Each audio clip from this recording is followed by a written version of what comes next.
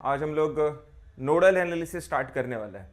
इसके पहले के लेक्चर में बीडब्ल्यू के लेक्चर में मेश एनालिसिस हमने कंप्लीट किया। मेश एनालिसिस में हमने 3 टाइप के प्रॉब्लम्स देखे थे, no current source, individual current source and common current source. Correct. So वो 3 प्रॉब्लम जिसको समझ में आया है वो मेश एनालिसिस का कोई भी क्वेश्चन इजीली सॉल्व कर सकता है। आज हम लोग नोडल एनालिसिस के ऊपर काम करने वाले हैं। Nodal analysis based on KCL, Kirchhoff's current law. Correct. KCL. अब what is KCL? Sum of incoming currents is equals to sum of outgoing currents. KCL, sum of incoming currents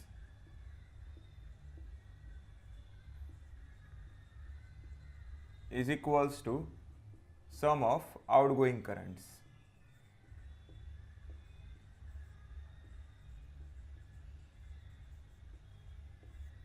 Okay? सो ये KCL आपको अच्छे से याद रखना। चलो फटाफट आपके जितने भी फ्रेंड्स हैं जो फर्स्ट ईयर इंजीनियरिंग में है, फटाफट सबको ये लेक्चर का लिंक फॉरवर्ड करो। स्टार्ट करते हैं। Nodal analysis based on KCL, Kirchhoff's current law, that is sum of incoming currents is equals to sum of outgoing currents. Okay, एक एग्जांपल देखते हैं इसका।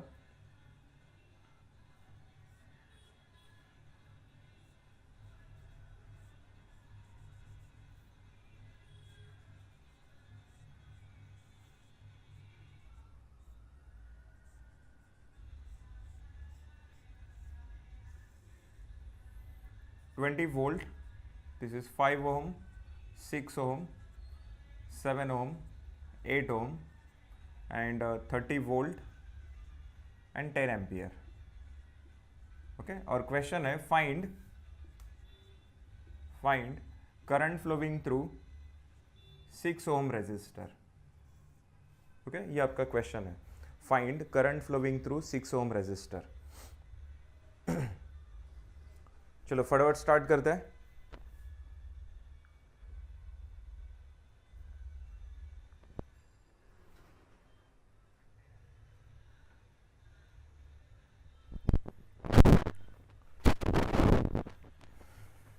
चलो तो क्वेश्चन क्या है, देखो, find current flowing through 6 ohm resistor.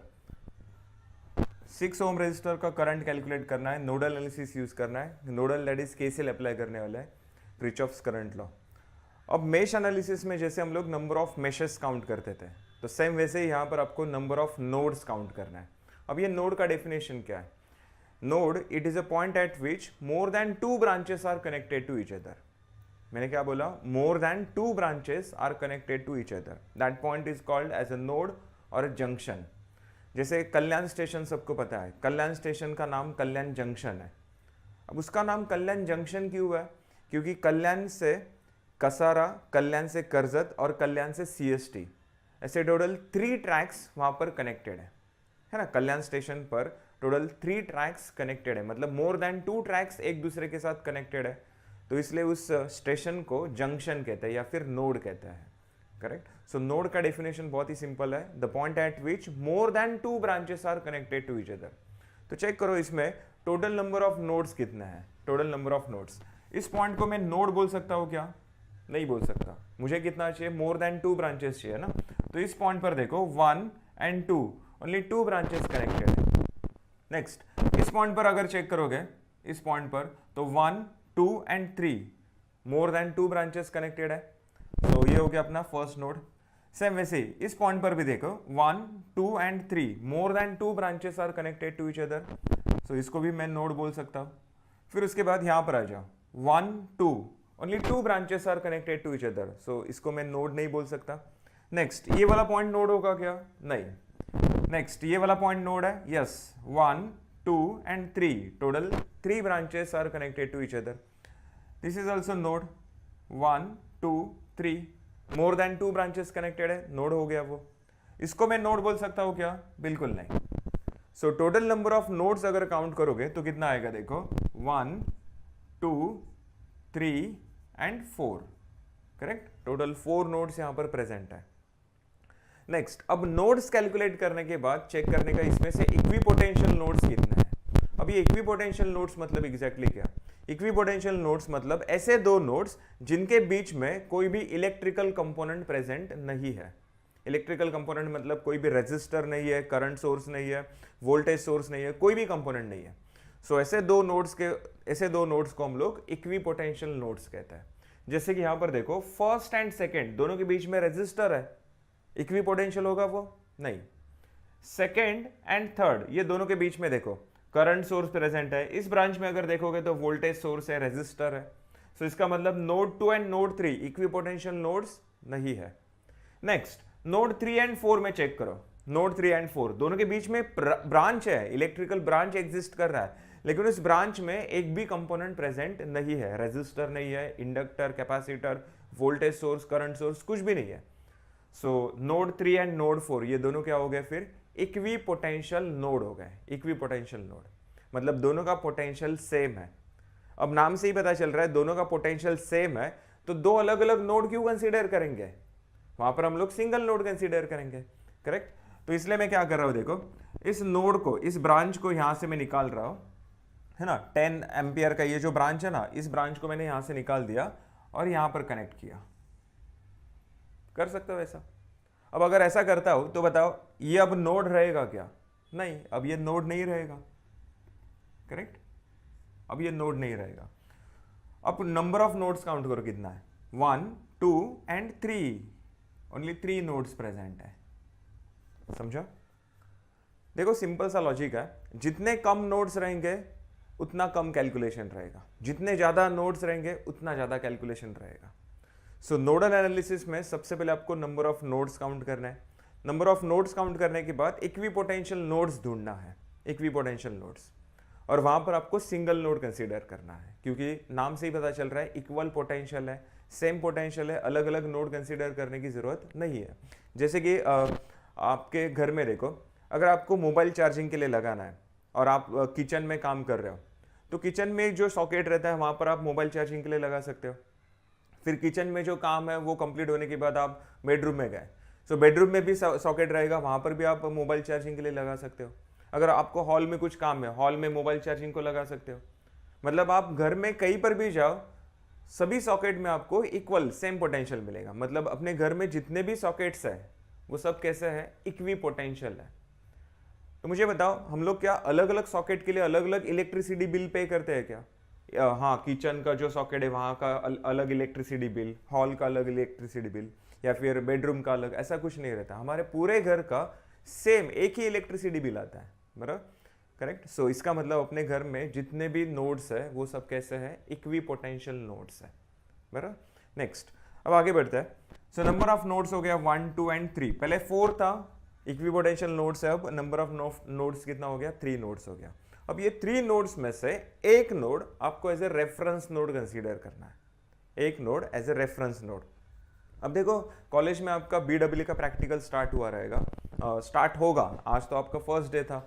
अरे आपने कुछ कमेंट बॉक्स में रिप्लाई नहीं दिया, आपका आज का फर्स्ट डे का एक्सपीरियंस कैसा था, कमेंट सेक्शन में आप लोग रिप्लाई दे सकते हो। अगर आपका कॉलेज आज स्टार्ट हुआ है तो आज आपका एक्सपीरियंस कैसा था, कैसा लगा आपको कॉलेज में जाके, सो उसका वो आप लोग कमेंट सेक्शन में आप रिप्लाई दे सकते हो। सो नेक्स्ट, सो प्रैक्टिकल की बात कर रहे थे हम लोग। BEE का जब प्रैक्टिकल आपका रहेगा तब वहां पर आप लोग मल्टीमीटर यूज करोगे। मल्टीमीटर ऐसा दिखने में रहेगा, यहाँ पर एक सॉकेट रहेगा, जॉकी रहेगा, जिसको आप लोग रोटेट करोगे। Means multimeter as a voltmeter use कर सकते हो, एमीटर या फिर ओम मीटर यूज कर सकते हो। यहाँ पर अगर V लिखा है और यहाँ पर I लिखा रहता है, अगर आपने ये सॉकेट V पर सेट किया है मतलब ये मल्टीमीटर आप लोग as a voltmeter use कर रहे हो। अगर आपने इसको I पर सेट किया तो ये मल्टीमीटर आप लोग एज अ एमीटर यूज कर रहे हो। अब मल्टीमीटर में 2 प्रोब्स होते हैं, 2 प्रोब्स होते हैं, 2 प्रोब्स 2 वायर्स होते हैं, ओके। अब दोनों में से एक वायर जो है एक रेड कलर का होता है और एक ब्लैक कलर का होता है, एक रेड कलर का होगा और एक ब्लैक कलर का होगा। आपको फर्स्ट नोड का पोटेंशियल चेक करना है, potential that is voltage measure करना है, तो आप लोग multimeter as a voltmeter set करोगे, correct. Multimeter as a voltmeter, voltage measure करना है। अब आपने क्या किया, इस रेड कलर के वायर को लिया और यहां पर कनेक्ट किया, नोड 1 पर कनेक्ट किया, और ये ब्लैक कलर का जो वायर है ना वो आपने अपने जेब में रखा, ऐसा जेब में रख दिया। तो मुझे बताओ आपको रीडिंग मिलेगा क्या? नहीं मिलेगा। अरे ये ब्लैक कलर का वायर तूने जेब में रखा है ना, तुझे यहाँ पर रीडिंग कैसे मिलेगा? तूने रेड कलर का प्रोब यहाँ पर कनेक्ट किया, नोड 1 का तुझे वोल्टेज मेजर करना है, लेकिन ब्लैक कलर का जो प्रोब है जो तूने जेब में रखा था वो भी तो कहीं पर तो कनेक्ट करना पड़ेगा तुझे। तो कहाँ पर कनेक्ट करेंगे? मेरे पास ये 2 ऑप्शंस है ना, और मेरे पास टोटल 3 नोड्स है। उसमें से फर्स्ट नोड को मैंने रेड कलर का प्रोब कनेक्ट किया है, ब्लैक कलर का प्रोब कनेक्ट करने के लिए मेरे पास 2 ऑप्शंस है, एक तो नोड 2 या फिर नोड 3।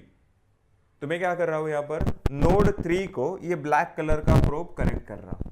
अब जैसे ही मैं ये ब्लैक कलर का प्रोब नोड 3 को कनेक्ट करूंगा, वो नोड क्या बन जाएगा?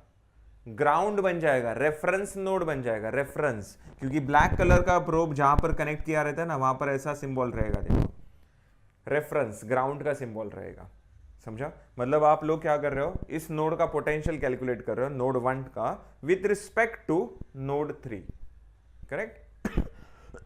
तो ब्लैक कलर का प्रोब आप लोग जहां पर कनेक्ट करोगे वो ऑटोमेटिकली क्या बनने वाला है? रेफरेंस नोड बनने वाला है। इसका मतलब नोडल एनालिसिस में आपके पास जितने भी नोड्स है उसमें से 1 नोड आपको रेफरेंस नोड कंसीडर करना है। सपोज आपके पास 100 नोड्स है, रेफरेंस कितना रहेगा? 1, और बाकी 99 नोड्स का आपको पोटेंशियल कैलकुलेट करना है। सपोज आपके पास 10 नोड्स है, आपके सर्किट में 10 नोड्स है, सो 10 में से रेफरेंस कितना रहेगा? 1, बाकी 9 नोड का आपको वोल्टेज कैलकुलेट करना है। सपोज 5 नोड्स है, 5 में से रेफरेंस कितना?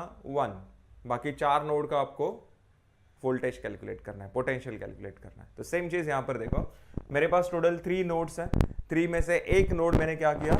रेफरेंस नोड कंसीडर किया, रेफरेंस, ओके? उसको ग्राउंड नोड भी बोल सकते हो, और इसको रेफरेंस लिया, तो बाकी 2 नोड का मुझे वोल्टेज कैलकुलेट करना है। एक बात हमेशा याद रखो, मेश एनालिसिस में हम लोग मेश करंट कैलकुलेट करते हैं एंड नोडल एनालिसिस में हम लोग नोड वोल्टेज कैलकुलेट करते हैं। ये पॉइंट हमेशा अपने दिमाग में रखो, मेश एनालिसिस में mesh current and nodal analysis में नोड वोल्टेज, ओके? तो यहां पर 3 नोड में से एक तो मैंने रेफरेंस लिया। अब रेफरेंस नोड का पोटेंशियल कितना होता है? ग्राउंड का पोटेंशियल कितना होता है? 0।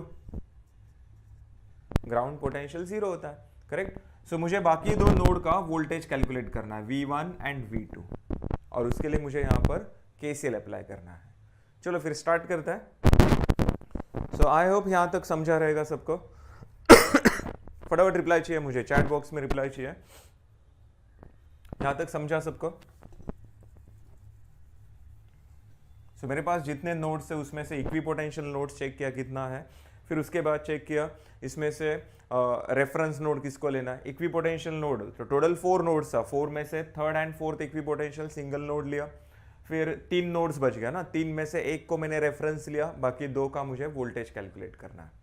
चलो फटाफट रिप्लाई चाहिए। यस, प्रज्वल ने कुछ तो रिप्लाई दिया है, सर डिस्क्रिप्शन में लेक्चर 6 लिखा है पर चैनल पे मुझे लेक्चर 1 2 3 4 तो नहीं दिख रहा है। अरे इसके पहले जो लेक्चर हुआ है इसके पहले एक्चुअली ये मैकेनिक्स ये सब पकड़ के है अपना। एक्चुअली इसके पहले 2 लेक्चर्स हुआ है BEE का, ओके? चलो आगे बढ़ते हैं फिर। प्रज्वल ये समझा यहां तक? अभिषेक? सो नंबर ऑफ नोड्स देखो 1 2 3, 3rd वाला रेफरेंस नोड है, बाकी 2 नोड को मुझे KCL अप्लाई करना है। सो नोड 1 से बताओ टोटल कितने ब्रांचेस पास हो रहे हैं? 3 ब्रांचेस पास हो रहे हैं, 3। सो 3 करंट एज्यूम करेंगे, I1, I2 एंड I3। ऐसे 3 करंट्स मैंने यहां पर एज्यूम किया, और तीनों का डायरेक्शन मैंने आउटगोइंग एज्यूम किया है, आउटगोइंग। सो यहां पर KCL अप्लाई करते हैं, KCL at node V1, KCL sum of incoming current equals to sum of outgoing current. So assume करो आप सब लोग नोड 1 पर खड़े हो, नोड 1 पर, तो बताओ नोड 1 पर खड़े हो तो I1 I2 I3 ये तीनों में से कौन इनकमिंग है और कौन आउटगोइंग है? अच्छे से देखो, यहां पर I1 आउटगोइंग है, I2 also outgoing, I3 also outgoing. सभी के सभी आपको आउटगोइंग करंट से एज्यूम करने हैं, इनकमिंग करंट आपको कभी मिलने ही वाला नहीं है क्योंकि आप लोग एज्यूम ही नहीं करोगे, करेक्ट? तो आपको यहां पर आउटगोइंग करंट एज्यूम करना है, I1 I2 एंड I3। तो इक्वेशन क्या आएगा? I1 plus I2 plus I3 is equals to 0। I1 plus I2 plus I3 मतलब क्या मिल गया आपको? सम ऑफ आउटगोइंग करंट्स मिल गया। इनकमिंग करंट आपको एज्यूम करना है क्या? बिल्कुल नहीं। सो इनकमिंग करंट यहां पर क्या है? 0। So I1 plus I2 plus I3 sum of outgoing current equals to sum of incoming current is equals to 0। Correct? Yes Abhishek, अच्छा था सर, फर्स्ट डे ओरिएंटेशन नहीं लिए, मैकेनिक्स में रिजोल्यूशन ऑफ फोर्सेस का थोड़ा इंट्रो दिया। अरे वाह, good, excellent.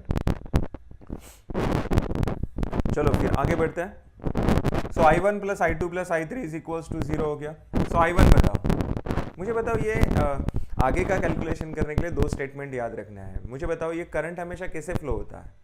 Current always flow from higher potential to lower potential. Correct? मैंने क्या बोला?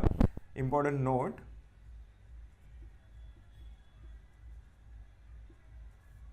current always flow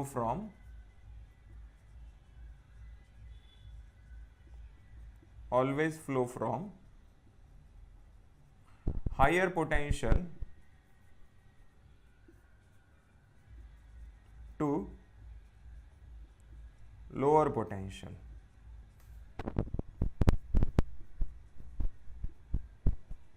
ओके, मतलब करंट अगर ए पॉइंट से बी पॉइंट जा रहा है, मतलब A point higher potential, B point lower potential, current के डायरेक्शन से आप लोग डिसाइड कर सकते हो हायर पोटेंशियल कौन है और लोअर पोटेंशियल कौन है। करेक्ट? नेक्स्ट, तो बताओ I1 करंट जो है, जो कि इस 5 ओम और 20 वोल्ट वाले ब्रांच में से फ्लो रहा है, मुझे बताओ ये I1 कहां से कहां जा रहा है? V1 से VG जा रहा है या VG से V1 जा रहा है? यस, ये I1 करंट कैसे जा रहा है? V1 से VG। तो V1 हायर पोटेंशियल हो गया ना, एंड VG लोअर पोटेंशियल। अभी तो हमने डिस्कस किया करंट हमेशा कैसे फ्लो होता है? Higher to lower. So according to direction of I1, V1 is higher potential, VG is lower potential. So I1 is equals to क्या आएगा फिर? Current directly proportional to potential difference and inversely proportional to resistance. Correct? मैंने क्या बोला? Current directly proportional to potential difference and inversely proportional to resistance. Ohm's law हुआ ना ये तो। करेक्ट? इसको हम लोग ओम्स लॉ कहते हैं। I is equals to V upon R। तो बताओ I1 का डायरेक्शन V1 टू VG है, V1 हायर पोटेंशियल है, VG लोअर पोटेंशियल है, तो पोटेंशियल डिफरेंस क्या हुआ? डिफरेंस कैलकुलेट करना है, मतलब सब्ट्रैक्शन करना है। सपोज मेरे पास 15 रुपया है, तुम लोग के पास 10 रुपया है, तो डिफरेंस कितने का हुआ? 5 रुपए का हुआ। अब इसके लिए आपने क्या किया? 15 माइनस 10 किया। बचपन से हमें सिखाया गया डिफरेंस कैलकुलेट करना है मतलब higher value minus lower value करना है। तो सेम वैसे ही मुझे बताओ यहाँ पर करंट I1 का डायरेक्शन V1 टू VG है, V1 higher potential, VG lower potential, तो डिफरेंस क्या आएगा? V1 minus VG। Correct? V1 minus VG। अब चेक करो दोनों के बीच में और कोई वोल्टेज है क्या? ये दोनों वोल्टेजेस है ना, तो दोनों के बीच में और कोई वोल्टेज है क्या? यस, वोल्टेज है। कौन? 20 वोल्ट। अब I1 के डायरेक्शन के हिसाब से बताओ ये 20 वोल्ट राइज इन पोटेंशियल है या फॉल इन पोटेंशियल है? I1 देखो ना, प्लस टू माइनस जा रहा है ना, प्लस टू माइनस, मतलब ये क्या होगा? Fall in potential. सो ये -20 लेना है। सो V1 minus VG minus 20 divide by क्या आएगा? Divide by 5। Okay, sorry, divide by क्या आएगा? 5। सो VG का वैल्यू कितना है? 0, ग्राउंड पोटेंशियल 0 है। सो V1 माइनस 20 डिवाइड बाय क्या आएगा? 5 आएगा। चलो नहीं समझा है, आपके पास और एक चांस है। अब बताओ I2 इज इक्वल्स टू क्या आएगा? I2 का डायरेक्शन कैसा है? V1 टू VG या VG to V1? Yes, V1 to VG। So V1 higher potential, VG lower potential, तो डिफरेंस क्या आएगा? V1 minus VG divide by 6 inversely proportional to the resistance. और चेक करो V1 and VG दोनों के बीच में देखो इस ब्रांच में कोई वोल्टेज सोर्स है क्या? नहीं है। अब नहीं है तो बस V1 एंड VG आएगा फिर। अब VG का वैल्यू तो 0 है, तो ये क्या आएगा? V1 upon 6। सिमिलरली I3 का डायरेक्शन बताओ कैसा है? V1 to V2, so V1 higher potential, V2 lower potential, so I3 is equals to क्या आएगा फिर? V1 minus V2 divide by 7, है ना। I3 का डायरेक्शन कैसा है? V1 to V2, V1 higher potential, V2 lower potential, so V1 minus V2 divide by 7, दोनों के बीच में और कोई वोल्टेज सोर्स नहीं है। चलो नेक्स्ट, अब आगे बढ़ते हैं। I1 I2 I3 तीनों वैल्यूज मिल गया, अब इस इक्वेशन में लिखो फिर। सो इक्वेशन क्या आएगा फिर, V1 minus 20 divide by 5 plus V1 divide by 6 plus V1 minus V2 divide by 7 is equals to 0 ना, इज इक्वल्स टू 0, करेक्ट। चलो यहां तक समझा सबका?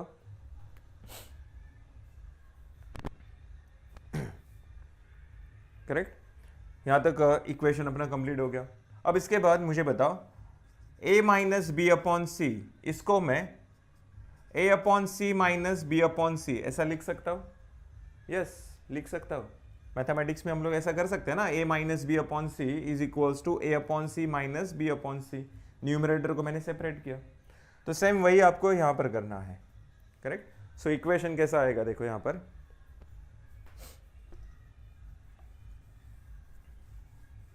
इक्वेशन कैसा आएगा, इसको अगर सेपरेट करेंगे तो v1 upon 5 minus 20 upon 5, correct, plus यहां पर क्या आएगा v1 अपॉन 6 प्लस यहां पर क्या आएगा v1 upon 7 minus v2 upon 7 is equals to 0,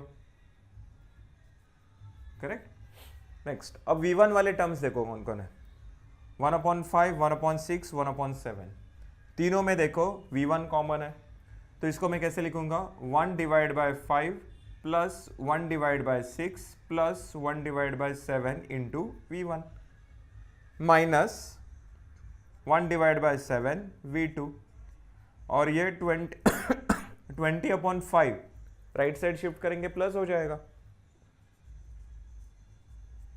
अब 20 अपॉन 5 आप लोग 4 भी लिख सकते हो वहां पर, करेक्ट, 4 भी लिख सकते हैं। सो ये हो गया आपका इक्वेशन नंबर 1। फर्स्ट इक्वेशन अपना कंप्लीट हुआ। अब दो अननोन वैल्यूज है ना, v1 v2, मतलब इक्वेशंस भी दो लगेगा। अब सेकंड इक्वेशन के लिए क्या करेंगे, सेकंड इक्वेशन के लिए नोड 2 को कैसे अप्लाई करेंगे, मेरे पास और एक नोड है ना v2, करेक्ट। सो ये कंप्लीट होने के बाद नेक्स्ट हेडिंग देते हैं KCL एट v2।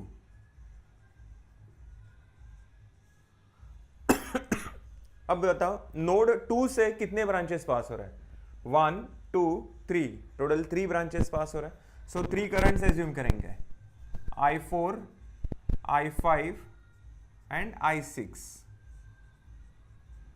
तीनों का डायरेक्शन कैसा लेंगे, आउटगोइंग लेंगे, away from the node. So KCL apply करो फिर, I4 plus I5 plus I6, KCL eight V2 बोला है ना, तो चेक करो ना, नोड 2 पर 1 2 3 ब्रांचेस कनेक्टेड है और 3 करंट्स मैंने एज्यूम किया है, I4 I5 I6, correct. Imagine करो आप सब लोग नोड V2 पर खड़े हो, तो I4 I5 I6 तीनों का डायरेक्शन कैसा है, आउटगोइंग है, इनकमिंग कभी एज्यूम करना ही नहीं है। सो इक्वल्स टू हमेशा क्या आने वाला है, 0 ही आने वाला है, क्लियर। अब यहां पर देखो I1 I2 I3 ये 3 करंट का रोल खत्म हो गया है। सो वो पिक्चर में अभी नहीं है, उनका रोल खत्म हो गया। अभी आपके पिक्चर में कौन है, I4 I5 I6।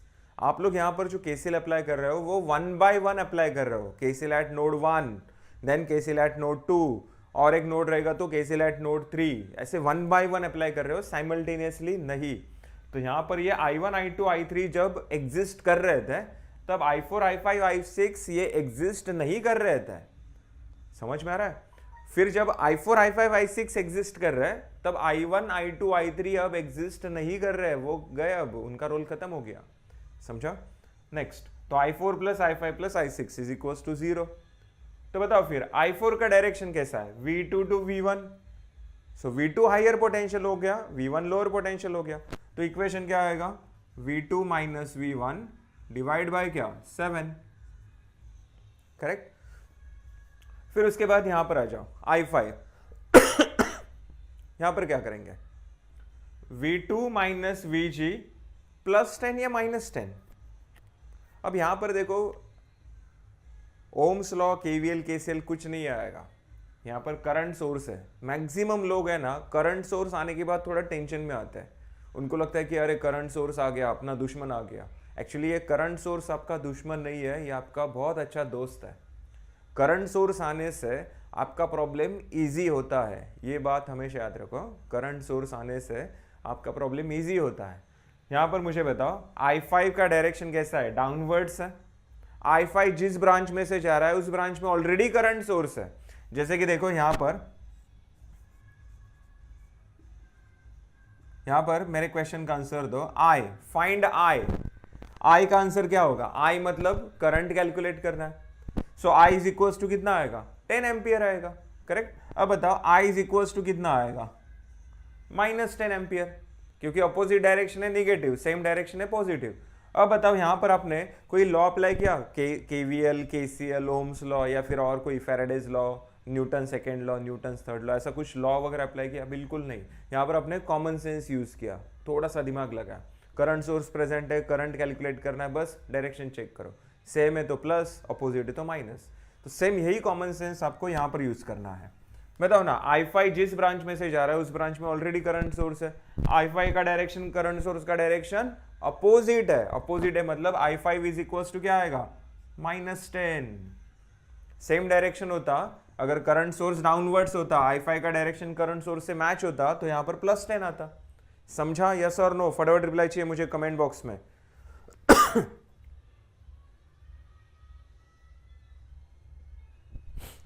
अरे राज, हम लोग ठाणे से है, तू कहां से है? राज, हम लोग ठाणे से, मुंबई यूनिवर्सिटी से है, फर्स्ट ईयर इंजीनियरिंग का ये लेक्चर चालू है। आप कहाँ से हो राज? चलो आगे बढ़ते हैं फिर। देन I6 बताओ, I6 का डायरेक्शन कैसा है, V2 to VG। So V2 is higher potential, VG is lower potential, correct. तो डिफरेंस क्या आएगा, V2 माइनस VG +30 या -30, -30, क्योंकि करंट का डायरेक्शन कैसा है, plus to minus, fall in potential आएगा। Sorry. So V2 minus 30 divide by क्या आएगा, 8 इज इक्वल्स टू 0, है ना। इक्वेशन एक बार अच्छे से देखो, V2 माइनस VG -30 क्यों, क्योंकि प्लस टू माइनस जा रहे हैं, फॉल इन पोटेंशियल आएगा, एंड डिवाइड बाय क्या आएगा, 8, एंड VG का वैल्यू वैसे भी 0 है। सो V2 माइनस 30 डिवाइड बाय 8। समझा यहां तक? चलो नेक्स्ट आगे बढ़ते फिर। सो यहां पर भी न्यूमरेटर को सेपरेट करते हैं। So V2 upon 7 minus V1 upon 7 minus 10 plus V2 upon 8 minus 30 upon 8 is equals to 0। Next, अब V1 का टर्म देखो, -1/7 V1 plus 1/7 plus 1/8 V2। Okay, अब ये -10 राइट साइड जाएगा, प्लस हो जाएगा, -30/8 राइट साइड जाएगा, प्लस 30/8 हो जाएगा, करेक्ट। सो यहां पर देखो, -1/7 V1, इसमें और इसमें V2 कॉमन है, तो 1/7 1/8 V2 कॉमन लिया मैंने, और ये बन गया अपना इक्वेशन नंबर 2। अब देखो दो इक्वेशंस है, दो अननोन वैल्यूज है, कैलकुलेटर में सॉल्व कर सकते हैं। अब यहां पर कैलकुलेटर कैसे यूज करना है, देखो कैलकुलेटर कैसे यूज करना है। कैलकुलेटर ऑन करने के बाद इक्वेशन मोड, कैलकुलेटर ऑन करने के बाद सबसे पहले मोड बटन प्रेस करो, मोड बटन प्रेस करने के बाद इक्वेशन के लिए, EQN के लिए नंबर क्या दिया है, 5 प्रेस किया, फिर उसमें फर्स्ट नंबर देखो, ANX plus BNY is equals to CN, simultaneous equation है, 2 अननोन वैल्यूज है। सो 1 नंबर प्रेस किया, अब इसमें 2 रोज 3 कॉलम्स है, एक मैट्रिक्स ओपन हो गया जिसमें 2 रोज एंड 3 कॉलम्स है। अब उसमें से फर्स्ट वैल्यू आपको क्या पुट करना है, देखो ये 1/5 प्लस 1/6 प्लस 1/7। मुझे एक बात बताओ, ये 1/5 जो है ना, 1/5 इसको मैं 5 इनवर्स ऐसा लिख सकता हूं, प्लस 1/6 को मैं 6 इनवर्स ऐसा लिख सकता हूं, प्लस 1/7 को मैं 7 इनवर्स ऐसा लिख सकता हूं, करेक्ट। सो क्या करने का, देखो 5 इनवर्स के लिए देखो, यहां पर मोड बटन है ना, उसके नीचे ही x⁻⁻1 का बटन है, x⁻⁻1, वो बटन प्रेस करो। सो 5 इनवर्स आ गया, plus 6 inverse plus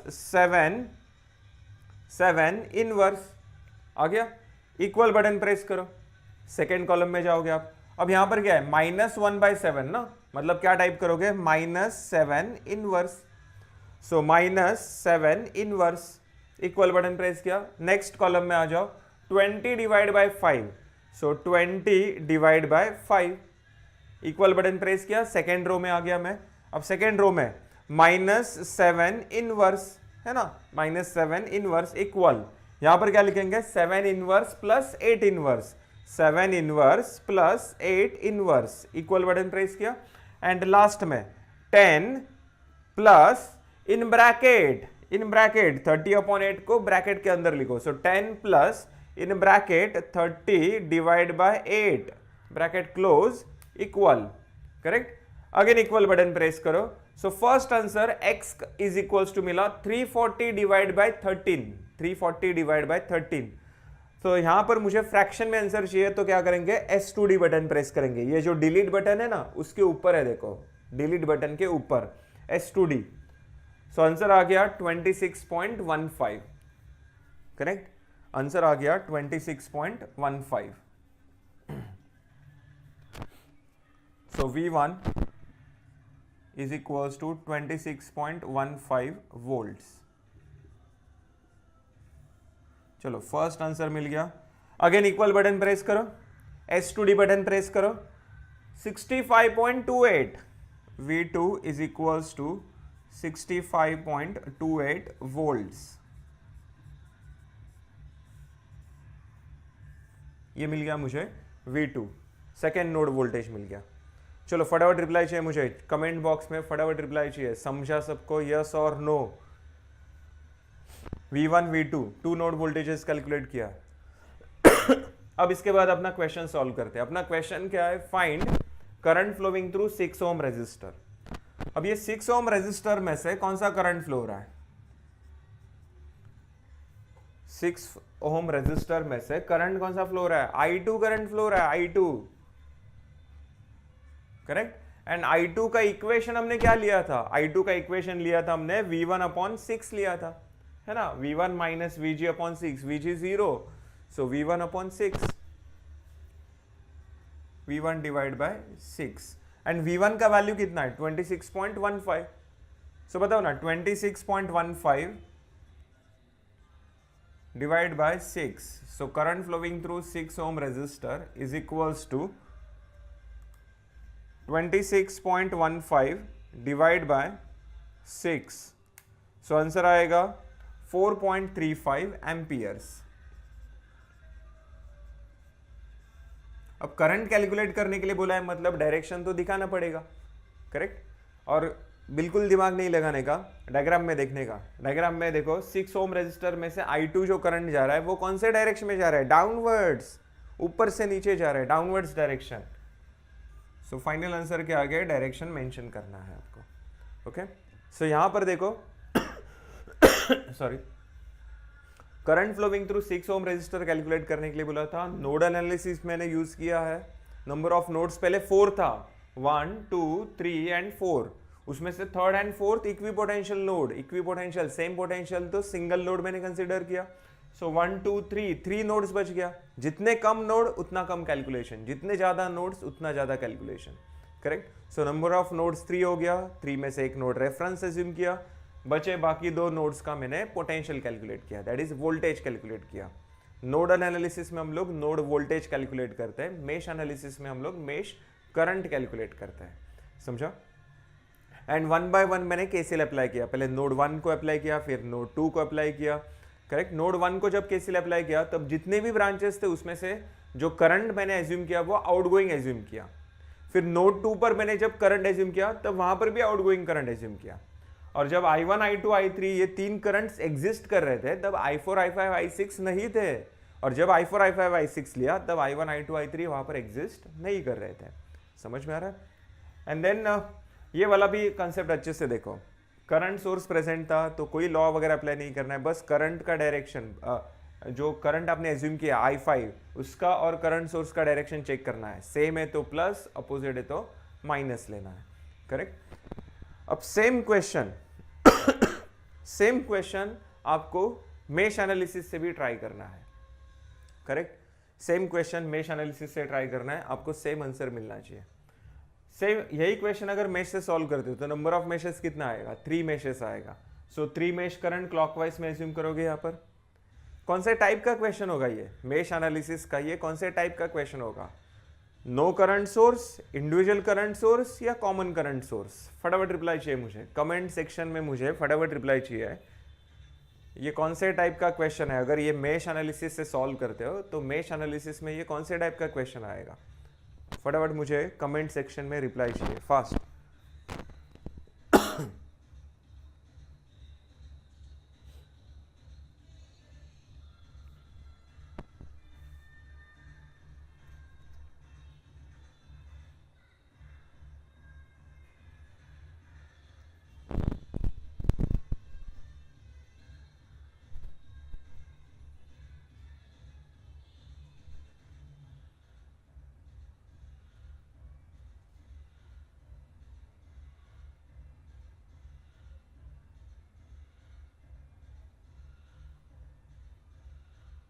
yes, common current source, बहुत अच्छा, बहुत अच्छा। कॉमन करंट सोर्स का क्वेश्चन है ये।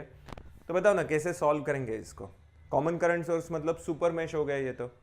सो मेश एनालिसिस से अगर इसको सॉल्व करते हो तो मेश 1 में केवीएल अप्लाई करना पड़ेगा। क्या आएगा equation? 5i1 plus 6i1 minus i2 is equals two plus 20। Clockwise direction में करंट सोर्स, वोल्टेज सोर्स देखो, राइज इन पोटेंशियल है। चलो फर्स्ट मेश का केवीएल इक्वेशन आप लोग लिख सकते हो। सेकेंड एंड थर्ड में देखो कॉमन करंट सोर्स है, यहां पर आपने i2 एज्यूम किया है ना, और यहां पर i3 एज्यूम किया है, करेक्ट।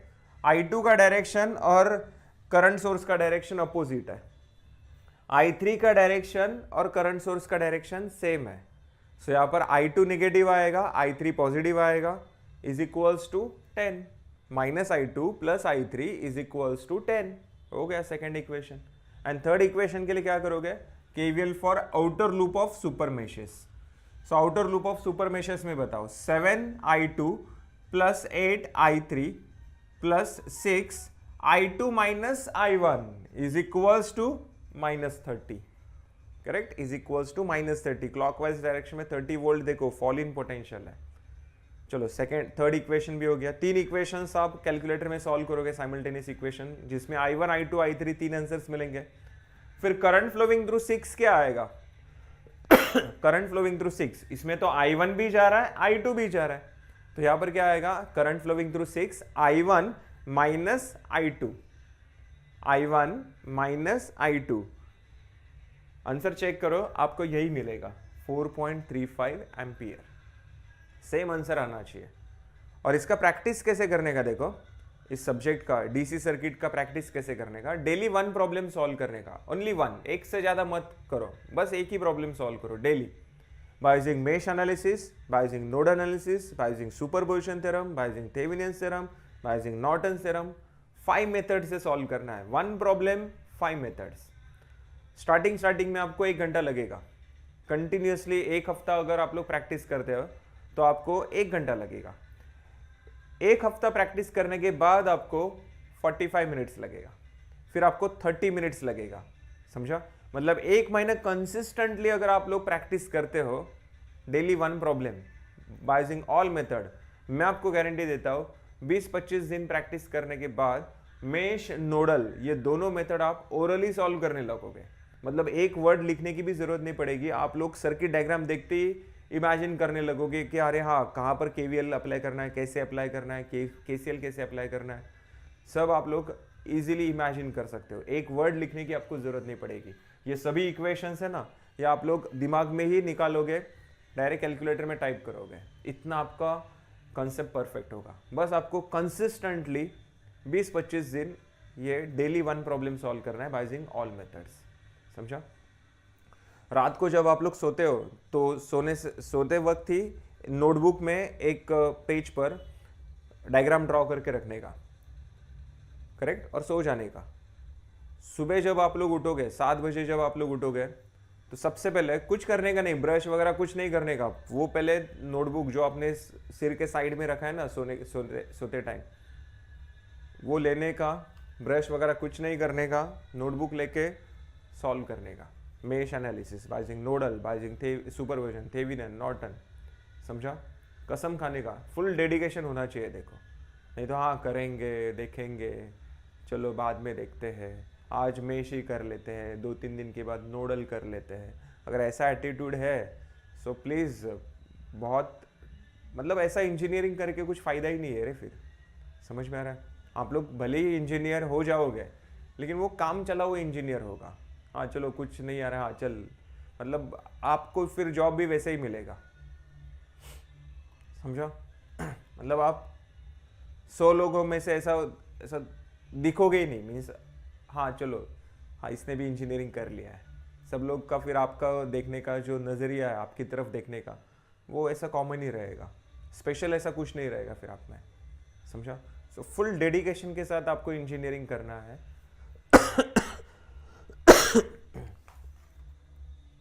ओके, चलो कमेंट बॉक्स में मुझे रिप्लाई चाहिए। आज हमने नोडल एनालिसिस कंप्लीट किया, समझा सबको? नोडल एनालिसिस के लिए हमने केसीएल अप्लाई किया है। So thank you very much.